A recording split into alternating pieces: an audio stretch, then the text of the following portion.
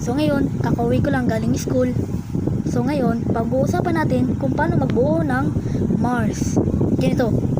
Una, nagbunggo-bungguan ang mga libong-libong asteroid. Lumaki ito at uminit. Pagkatapos, lumamig ito.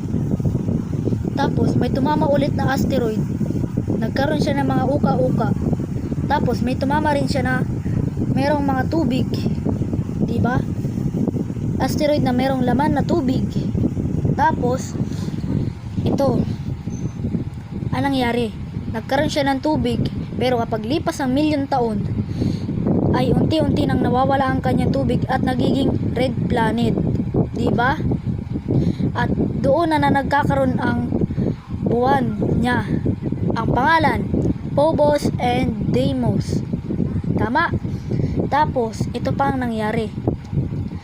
Kapag dating din ng bilyon-bilyon, magkakaroon din ng life sa Mars.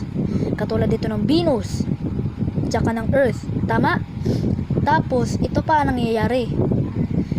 Ay, nagkakaroon ito ng core.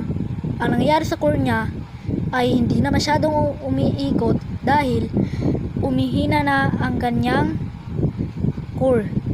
Kaya, umihina na rin ang kanyang magnetic field. Kaya malipis din ang atmosphere ng Mars ikumpara sa Earth na mas mahaba. Pero sunod na taon, magkakaroon din ng pagsabog ng Mars. Shoo! Huwag kalimutan mag-subscribe, like, and comment. See you sa next video. Bye-bye!